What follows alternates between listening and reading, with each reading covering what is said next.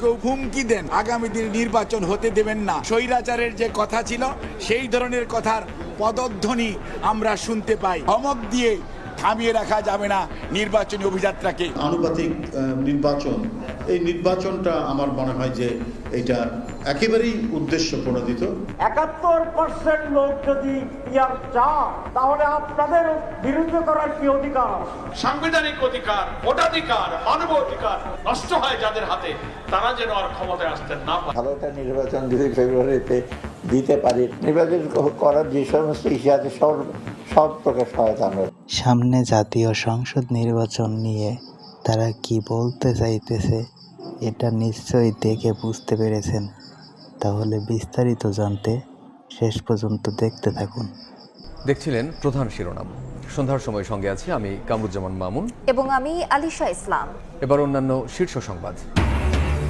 জনপ্রতিনিধির হাতে ক্ষমতা ফেরাতে ফেব্রুয়ারিতে নির্বাচন আয়োজনে কাজ করছে সরকার। মালয়েশিয়ায় প্রধান উপদেষ্টা, কুয়ালালামপুর থেকে ঢাকার পথে ডক্টর ইউনূস। প্লট বরাদ্দে শেখ হাসিনাকে চাপ দেন টিউলিপ সিদ্দিক। আদালতে দুদক কর্মকর্তা রেহানা ববি সহ 23 জনের নামে প্লট দুর্নীতির মামলার সাক্ষ্য গ্রহণ।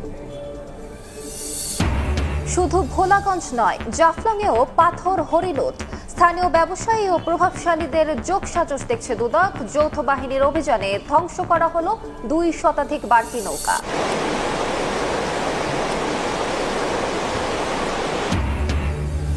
পাহাড়ি ঢল ও বর্ষণে বিপদসীমার ওপরে বইছে তিস্তা। 3 জেলার নিম্নাঞ্চল প্লাবিত। ফারাক্কা বাঁধের গেট খুলে দেয়ায় চাঁপাইনবাব। একটি পক্ষের নির্বাচন হতে না দেওয়ার হুমকিতে স্বৈরাচারের পদধ্বনি এবং নির্বাচন বানচালের ষড়যন্ত্র দেখছে বিএনপি। ধমক দিয়ে নির্বাচন বন্ধ করা যাবে না বলে হুঁশিয়ারি দিয়েছেন দলটির নেতারা। পেছনের দরজা দিয়ে ক্ষমতায় বসতে আগ্রহীরাই পিআর চাই বলে মন্তব্য করেন তারা। পিআর দাবি করে গণতন্ত্রের পথে বাধা সৃষ্টি না করে জনপ্রতিনিধি নির্বাচনের দায়িত্ব ভোটারদের হাতে ছেড়ে দেওয়ার আহ্বান নেতাদের। বিএনপির প্রতিষ্ঠাতা জিয়াউর রহমানের সমাধিতে বুধবার সকালে শ্রদ্ধা জানান চিকিৎসক সংগঠন ডক্টরস অ্যাসোসিয়েশন অব বাংলাদেশ, ড্যাবের নবনির্বাচিত কমিটির সদস্যরা। শ্রদ্ধা নিবেদনের পর সাংবাদিকদের সঙ্গে কথা বলেন বিএনপির স্থায়ী কমিটির সদস্য ডাক্তার AZM জাহিদ হোসেন। বলেন, নির্বাচন বন্ধে প্রকাশ্য হুমকি, স্বৈরাচারের পদধ্বনি এবং ভোট বানচালের ষড়যন্ত্র। পেছনের দরজা দিয়ে ক্ষমতায় বসতে আগ্রহীরাই সংখ্যানুপাতিক পদ্ধতির নির্বাচন চান বলেও মন্তব্য তার। কেউ কেউ হুমকি দেন আগামী দিনে নির্বাচন হতে দেবেন না। মনে হচ্ছে সেই স্বৈরাচারের যে আচরণ ছিল, স্বৈরাচারের যে কথা ছিল, সেই ধরনের কথার পদধ্বনি আমরা শুনতে পাই। সেজন্যই আজকে আমরা আশঙ্কিত হই অনেক সময় যে নির্বাচন নিয়ে ষড়যন্ত্র হচ্ছে। ধমক দিয়ে থামিয়ে রাখা যাবে না নির্বাচনী অভিযাত্রাকে। যারা পেছনের দরজা দিয়ে ক্ষমতার স্বাদ গ্রহণ করার জন্য চিন্তা ভাবনা করছেন, তারাই হয়তো পিআর পদ্ধতির কথা বলে থাকেন। এদিন বিএনপি চেয়ারপারসনের গুলশান কার্যালয়ে সংবাদ সম্মেলন করেন দলের সিনিয়র যুগ্ম মহাসচিব রুহুল কবির রিজভী। প্রয়োজনীয় সংস্কার চলাকালে পিআর পদ্ধতি দাবি করে জটিলতা সৃষ্টির চেষ্টা চলছে বলে অভিযোগ তার। নির্বাচনে বাধা দিলে গণতন্ত্র প্রতিষ্ঠায়ও বাধা আসবে বলে জানান তিনি। পিআর পদ্ধতি হঠাৎ করে এটা ইন্ট্রোডিউস করা হচ্ছে যে সময় সবাই একটা অবাধ সুষ্ঠু নির্বাচন চাচ্ছে, সেই মুহূর্তে এই পিআর আনুপাতিক নির্বাচন, এই নির্বাচনটা আমার মনে হয় যে এটা একেবারেই উদ্দেশ্য প্রণোদিত। এই ইস্যুটা হচ্ছে নিশ্চয়ই জটিলতা তৈরি করার জন্য। অন্তর্বর্তী সরকার নির্বাচন আয়োজনে নিষ্ঠার সঙ্গে কাজ করছে বলেও মনে করেন রিজভী। এটাই হচ্ছে গণতন্ত্রের একটা প্রধান উপাদান। মুরসালিন হক জুনায়েদ, সময় সংবাদ, ঢাকা। এদিকে জামায়াত বলছে মানুষ চাই বলেই পিআর পদ্ধতিতে জাতীয় নির্বাচন আয়োজনের পক্ষে তারা। যারা নির্বাচিত সরকারের মাধ্যমে জুলাই সনদের আইনি ভিত্তি দিতে চায় তাদের উদ্দেশ্য ভালো নয় বলে মন্তব্য করেছেন দলটির নায়েবে আমির ডক্টর সৈয়দ আব্দুল্লাহ মোহাম্মদ তাহের।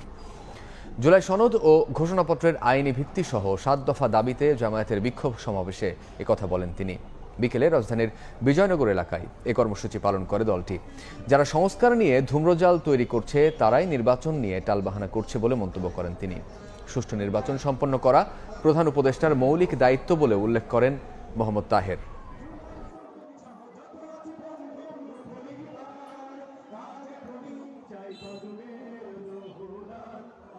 তখন কথা বলেছিল যে তারা সংস্কার করবে,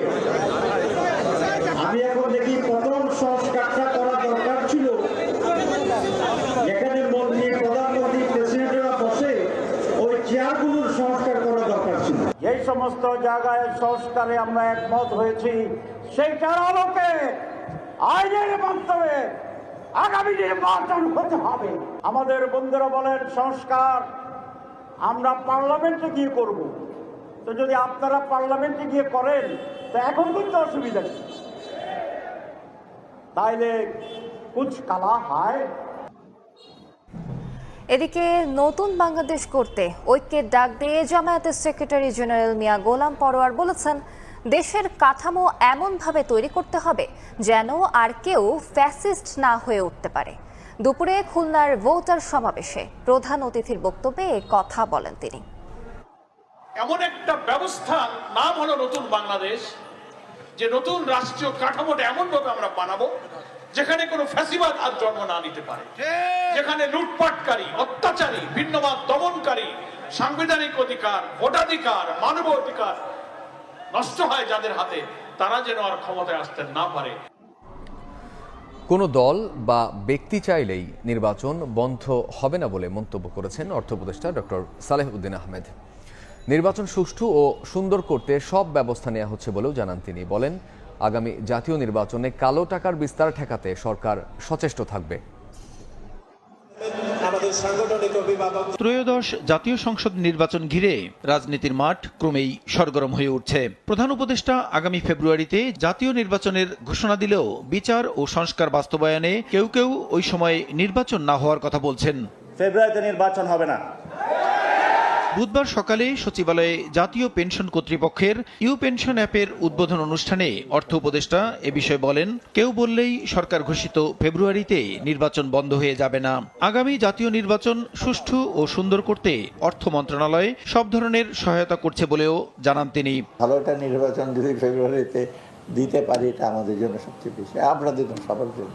আমরা যথাসামর্থ্য সাপোর্ট দিচ্ছি অর্থ মন্ত্রণালয় থেকে, ল অ্যান্ড অর্ডারের জন্য যা যা লাগে, এই নানা রকম যন্ত্রপাতি, এটা সেটা সবই আর কি নির্বাচন করার যে সমস্ত ইস্যু আছে সব প্রকার সহায়তা আমরা দেব। এক প্রশ্নের জবাবে উপদেষ্টা বলেন, আগামী নির্বাচনে কালো টাকার ব্যবহার বন্ধে ব্যবস্থা নেওয়া হবে। কালো টাকা যেটা আমরা চেষ্টা করছি উৎসটা বন্ধ করতে, উই আর ওয়ার্কিং ইট। অর্থনৈতিক উন্নতি রাজনৈতিক কালচারের সাথে। এখন যদি ওনারা দিয়ে এনকারেজ করে টাকা পয়সা দিয়ে এসে করবেন, নমিনেশন দেবেন, ভোট দেবেন, তখন তো আমি তো অর্থ মন্ত্রণালয় থেকে এটা কিছু ডিফিকাল্ট। এদিন সকালে সচিবালয়ে এক মত বিনিময় অনুষ্ঠানে তথ্য ও সম্প্রচার সচিব বলেন, নির্বাচন সামনে রেখে একটি তথ্য সেল গঠন করা হবে। দেশে একটি অর্থবহ নির্বাচন করতে জনসংযোগ কর্মকর্তাদের দায়িত্বশীল ভূমিকা রাখার তাগিদ দেন তিনি। নির্বাচন কালীন একটা সময় আসছে সামনে, উপদেষ্টা মহোদয়ের এখান থেকে নির্দেশনা এসছে, অলরেডি আমরা তথ্য সেল গঠন করব। আপনাদের সহযোগিতা ছাড়া আমরা এই নির্বাচনের বিশাল কর্মযজ্ঞ কিন্তু কখনোই সম্ভব না। আপনারা কিন্তু নিরপেক্ষতার সাথে এবং নিষ্ঠার সাথে করবেন। সব ধরনের অপতথ্য ও গুজব রোধে জনসংযোগ কর্মকর্তাদেরকে সচেতন থাকারও আহ্বান জানান তথ্য সচিব। প্রসূন আশিস, সময় সংবাদ, ঢাকা। গণতন্ত্রকে শক্তিশালী ও জনগণের প্রতিনিধির হাতে ক্ষমতা ফিরিয়ে দিতে অন্তর্বর্তী সরকার প্রতিশ্রুতিবদ্ধ। আগামী বছর ফেব্রুয়ারিতে নিরপেক্ষ নির্বাচন আয়োজনে কাজ চলছে বলে জানিয়েছেন প্রধান উপদেষ্টা ডক্টর মোহাম্মদ ইউনুস। বুধবার মালয়েশিয়ায় কেবাংসন বিশ্ববিদ্যালয়ের সম্মানসূচক ডক্টরেট ডিগ্রি গ্রহণের পর একথা জানান তিনি। নতুন বাংলাদেশ গড়তে অর্থনৈতিক সমৃদ্ধির যাত্রায় মালয়েশিয়াকে পাশে থাকার আহ্বানও জানান প্রধান উপদেষ্টা।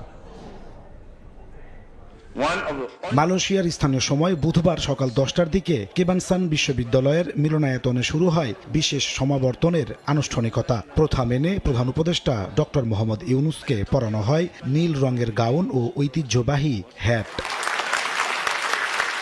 এ সময় বিশ্ববিদ্যালয়ের ঊর্ধ্বতন কর্মকর্তাদের উপস্থিতিতে প্রধান উপদেষ্টার হাতে তুলে দেওয়া হয় সম্মানসূচক ডক্টরেট ডিগ্রির সনদপত্র। এ সময় বিশ্ববিদ্যালয়টির স্কলার্সরা ভূয়সী প্রশংসা করেন এই নোবেল জয়ীর। সমাবর্তন বক্তব্যে ডক্টর ইউনুস বলেন, জুলাই অভ্যুত্থান নতুন বাংলাদেশ গড়ার বার্তা নিয়ে এসেছে। Today we are working to build a new Bangladesh where governance is just. Economy includes everyone. Our government is focused on ensuring peace and stability. প্রধান উপদেষ্টা বলেন, আগামী ফেব্রুয়ারির মধ্যে অবাধ ও নিরপেক্ষ নির্বাচন আয়োজনে কাজ করছে সরকার। We are committed to strengthening democracy, and giving power back to the rightful owners, the people of the country. We are also working hard to hold a free, fair, and transparent election. Date is announced. It will be held in February next year. সমৃদ্ধ বাংলাদেশ গড়তে দরকার অর্থনৈতিক উন্নয়ন। এজন্য মালয়েশিয়াকে পাশে থাকার আহ্বান জানান doctor Mohammad Yunus. We need big changes in our economy. This includes supporting entrepreneurs, turning everybody into entrepreneurs, investing more in education and technology, and working closely with our international and our regional partners, such as our dear friend Malaysia. বিশ্বে এখন বিপুল সংখ্যক উদ্যোক্তা দরকার মন্তব্য করে doctor Yunus তরুণদের চাকরি না খুঁজে উদ্যোক্তা হওয়ার আহ্বান জানান। নাজমুস সালেহী, সময় সংবাদ। প্লট দুর্নীতির 3 মামলায় শেখ হাসিনা, শেখ রেহানা, টিউলিপ সিদ্দিক, রাদওয়ান মুজিব সিদ্দিক ও আজমিনা সিদ্দিক সহ 23 জনের বিরুদ্ধে প্রথম দিনে সাক্ষ্য গ্রহণ সম্পন্ন হয়েছে। দুদকের কর্মকর্তারা সাক্ষ্যদানকালে আদালতকে জানান, প্লট বরাদ্দের জন্য শেখ হাসিনার ওপর চাপ প্রয়োগ করেন টিউলিপ সিদ্দিক। পরে রাজুকের আবাসন নীতিমালার সকল আইন ভঙ্গ করে শেখ হাসিনার ক্ষমতার অপব্যবহার করে শেখ রেহানা সহ তার পরিবারের নামে 30 কাঠা প্লট বরাদ্দ নেওয়া হয়। 28 আগস্ট সাক্ষ্য গ্রহণের পরবর্তী দিন ধার্য করা হয়েছে। ক্ষমতায় থাকাকালে পূর্বাচলে রাজুকের প্লট বরাদ্দ নেন শেখ হাসিনা ও তার পরিবার। বিষয়টি জানার পর মা ও ভাই বোনের নামেও জমি চান শেখ রেহানার মেয়ে ব্রিটিশ এমপি টিউলিপ সিদ্দিক। বুধবার ঢাকার 4র্থ বিশেষ জজ আদালতে এমন সাক্ষ্য দেন মামলার বাদী দুদকের 3 কর্মকর্তা। প্লট দুর্নীতির 3 মামলায় আদালতকে তারা জানান, জমির জন্য শেখ হাসিনার ওপর চাপ প্রয়োগ করেন টিউলিপ সিদ্দিক। পরে প্রধানমন্ত্রীর কার্যালয় থেকে রাজুক চেয়ারম্যানকে বরাদ্দের নির্দেশ দেওয়া হয়। সাবেক প্রধানমন্ত্রী শেখ হাসিনার উপর প্রভাব এবং চাপ প্রয়োগ করে তার ভাই বোন এবং মাকে প্লট প্রাপ্তির ব্যবস্থা করে দিয়েছে। রাজধানীতে স্থাবর সম্পদ থাকার পরও কোনো আবেদন ছাড়াই শেখ রেহানা, রাদওয়ান মুজিব সিদ্দিক ও আজমিনা সিদ্দিক প্লট বরাদ্দ নেন বলে জানান সাক্ষীরা। দুদক আইনজীবীরা বলেন, আবাসন নীতিমালার সব আইন লঙ্ঘন করেছেন আসামিরা। অবৈধভাবে তার সুবিধা পাওয়ার আশায় প্রধানমন্ত্রীর কার্যালয় থেকে যে নির্দেশনা গিয়েছে সেই নির্দেশনা অনুযায়ী তারা এই প্লট বরাদ্দের বিষয়ে তারা রাজুকের যে চেয়ারম্যান তাকে সুপারিশ করেছে বা নির্দেশ দিয়েছে। জমি থাকা সত্ত্বেও ওনার হলফনামায় ওটা কনসিল করে প্লট উনি বরাদ্দ নিয়েছেন। এর আগে সোমবার একই অভিযোগের 3টি মামলায় সাক্ষ্য গ্রহণ হয়েছে। আসিফ মোহাম্মদ সিয়াম, সময় সংবাদ, ঢাকা। শুধু ভোলাগঞ্জ নয়, পাথর লুটপাট হয়েছে সিলেটের জাফলংয়েও। পর্যটন স্পট দুটি মরুভূমিতে পরিণত হওয়ার পর টনক নড়ল প্রশাসনের।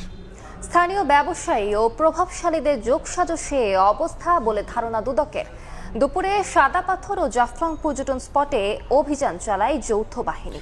ধ্বংস করা হয় পাথর ও বালু উত্তোলনের কাজে ব্যবহৃত 2 শতাধিক বার্কি নৌকা।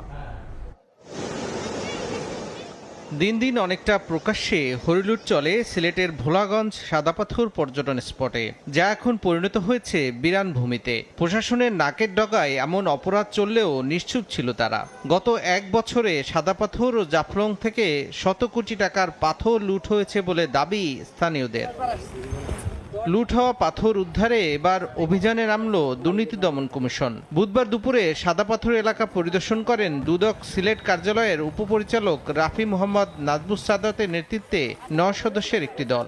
স্থানীয় প্রশাসন কে আরো সতর্ক থাকা প্রয়োজন ছিল। খনিজ সম্পদ উন্নয়ন ব্যুরো বা অন্যান্য যে ডিপার্টমেন্টগুলো এটার সঙ্গে যুক্ত, তাদের ভূমিকা ছিল বলে আমি মনে করি। পরে পাথর চুরি ও অবৈধ বালু উত্তোলন বন্ধে সাদাপাথর এবং জাফলংয়ে টাস্ক ফোর্সের বিশেষ অভিযান চালানো হয়। জেলা প্রশাসন, বিজিবি, পুলিশ ও আনসার বাহিনীর সদস্যরা এতে অংশ নেন। তবে সাদাপাথরে অভিযানের খবর আগে থেকে ছড়িয়ে পড়ায় পালিয়ে যায় চক্রের সদস্যরা। এ সময় ধ্বংস করা হয় পাথর ও বালু উত্তোলন পরিবহনে ব্যবহৃত 2 শতাধিক বার্কি নৌকা। এই পাথর চুরি কেন করলো, কেন হলো, এটা আমাদের পুরো বাংলাদেশে কলঙ্কিত করছে। কে বা কারা এটা চুরি করছে, এটার একটা সুস্থ তদন্ত হওয়া উচিত, বিচার হওয়া উচিত। এদিকে সাদাপাথরের সৌন্দর্য ধ্বংসের প্রতিবাদে মৌলভীবাজারে মানববন্ধন ও প্রতিবাদ সমাবেশ অনুষ্ঠিত হয়। তৌফিক মাহমুদ, সময় সংবাদ। দেশ বরেণ্য বুদ্ধিজীবী, শিক্ষাবিদ অধ্যাপক যতীন সরকার মারা গেছেন। দুপুর 2:45টায় ময়মনসিংহ মেডিকেল কলেজ হাসপাতালে চিকিৎসাধীন অবস্থায় মারা যান তিনি। শ্রদ্ধা নিবেদনের জন্য তার মরদেহ রাখা হয় ময়মনসিংহের উদীচী ভবনে। তার মরদেহ নিয়ে যাওয়া হচ্ছে নেত্রকোনায় গ্রামের বাড়িতে। তার মেয়ে জানান, দীর্ঘদিন ধরে নানা রোগে ভুগছিলেন যতীন সরকার। ঢাকায় চিকিৎসা শেষে বাড়ি ফেরার পর আবারও শারীরিক অবস্থার অবনতি হয়ে যায়। ভর্তি করা হয় ময়মনসিংহ মেডিকেল কলেজ হাসপাতালে। সেখানেই শেষ নিঃশ্বাস ত্যাগ করেন তিনি। যতীন সরকারের মৃত্যুতে শোকের ছায়া নেমে এসেছে শিক্ষক সমাজ সহ রাজনৈতিক অঙ্গনে। প্রগতিশীল এই চিন্তাবিদ ময়মনসিংহের নাসিরাবাদ কলেজে বাংলা বিভাগের অধ্যাপক ছিলেন। লেখক হিসেবে যতীন সরকার স্বাধীনতা ও বাংলা একাডেমি সহ বিভিন্ন পুরস্কার পেয়েছেন। পাহাড়ি ঢল ও বর্ষণে আবারও বিপদসীমার ওপরে তিস্তা। 3 জেলার নিম্নাঞ্চল প্লাবিত। স্বল্পমেয়াদী বন্যার আশঙ্কা করছে পানি উন্নয়ন বোর্ড। পানি প্রবাহ স্বাভাবিক রাখতে খুলে রাখা হয়েছে তিস্তা ব্যারেজের 44টি জলকপাট। এদিকে ফারাক্কা বাঁধের গেট খুলে দেয়ায় ভারত থেকে আসা পানিতে পদ্মার পানি বেড়ে প্লাবিত হয়েছে চাঁপাইনবাবগঞ্জের নিম্নাঞ্চল। টানা বৃষ্টি আর উজানের ঢলে আবারও বাড়ছে তিস্তার পানি। বুধবার দুপুরে ডালিয়া ব্যারেজ পয়েন্টে 4 সেন্টিমিটার ওপর দিয়ে প্রবাহিত হচ্ছে পানি। পানির তোড়ে রংপুরের গঙ্গাচড়া, কাউনিয়া ও পীরগাছা উপজেলা, লালমনিরহাটের নদী তীরবর্তী হাতিবান্ধা, কালীগঞ্জ ও আদিতমারি উপজেলা এবং নীলফামারীর নিম্নাঞ্চল প্লাবিত হয়েছে। তলিয়ে গেছে সড়ক ও ফসলের ক্ষেত। গরু ছাগল, মানুষ, যানবাহন একদম যোগাযোগ বিচ্ছিন্ন। বাড়ি ঘরে পানি উঠছে, পাকশাক করার কোনো বুদ্ধি নেই। পানি উন্নয়ন বোর্ড বলছে, নদীর পানি আরও 2 দিন বাড়লে স্বল্পমাত্রার বন্যার আশঙ্কা রয়েছে। তবে পানি প্রবাহ স্বাভাবিক রাখতে খুলে রাখা হয়েছে তিস্তা ব্যারেজের 44টি জলকপাট। আগামী 24 ঘন্টায় দেশে এবং উজানে ভারী বৃষ্টিপাতের সম্ভাবনা থাকায় তিস্তা এবং ধলা নদীর পানি বিপদসীমার উপর দিয়ে প্রবাহিত হতে পারে এবং এর ফলে একটি স্বল্প বন্যা হওয়ার সম্ভাবনা রয়েছে। এদিকে টানা বৃষ্টি ও ফারাক্কা বাঁধের 109টি গেট খুলে দেয়ায় ভারত থেকে আসা পানিতে পদ্মা নদীর পানি বেড়ে প্লাবিত হয়েছে চাঁপাইনবাবগঞ্জের নিম্নাঞ্চল। পানিবন্দী হয়ে বিপাকে পড়েছেন অন্তত 11,000 পরিবার। ফারাক্কার বাঁধ প্রতি বছর ছাড়ে, কিন্তু কোন বছর বেশি হয়, কোন বছর এবার কেমন ছেড়েছে, এবার মনে ভাই চাইছে বাবা। তবে আগামী 2-3 দিনের মধ্যে পানি কমতে শুরু করবে আশা পানি উন্নয়ন বোর্ডের। পানি অলমোস্ট স্টেবলের দিকে, নতুন করে বন্যার আরো নতুন নতুন এলাকা প্লাবিত হওয়ার সম্ভাবনা কম। বুধবার বিপদসীমার 32 সেন্টিমিটার নিচ দিয়ে প্রবাহিত হয় পদ্মা নদীর পানি। চন্দ্রা বিশ্বাস, ববি, সময় সংবাদ। দলগত প্রচেষ্টায় এএফসি চ্যালেঞ্জ লিগের গ্রুপ পর্ব নিশ্চিত করা সম্ভব হয়েছে। বসুন্ধরা কিংস নিজেদের ধারাবাহিকতা আন্তর্জাতিক মণ্ডলেও ধরে রাখতে পারায় ভক্তদের বিশেষ ধন্যবাদ দিলেন অধিনায়ক তপু বর্মন। এই জয় ক্লাবের সমর্থকদের উৎসর্গ করেছেন ক্যাপ্টেন। পরবর্তী রাউন্ডেও নিজেদের উজাড় করে খেলার প্রত্যয় তপুর। অক্টোবরে পরের ম্যাচের আগে নিজেদের সেরা প্রস্তুতি নিয়েই মাঠে নামার লক্ষ্য বসুন্ধরা কিংসের। টিম ওয়ার্কের কারণে আমরা আজকে ম্যাচটা জয়লাভ করেছি এবং আমরা নেক্সট রাউন্ডে অলরেডি চলে গিয়েছি। তো অবশ্যই আমি সবাইকে ধন্যবাদ দিতে চাই, ম্যানেজমেন্ট এবং আমার কোচিং স্টাফ, সবাই আমরা একসাথে কাজ করেছি এবং এটা হার্ডওয়ার্কের একটা প্রমাণ, যেটা আসলে বসুন্ধরা কিংস সবসময় প্রমাণ করে আসছে। আর একটা ব্যাপার হলো যে আমি ধন্যবাদ জানাতে চাই আমাদের বসুন্ধরা কিংস ফ্যানদেরকে, যারা আমাদের প্রতি বিশ্বাস রেখেছে। তাদের জন্য আমি এই জয়টা উপহার দিতে চাই এবং আসলে ফুটবলের ফ্যান ছাড়া আসলে আমার কাছে মনে হয় না কিছু। সবসময় আমাদের প্রতি তারা বিশ্বাস রেখেছে এবং আসলে এটার জন্য আমি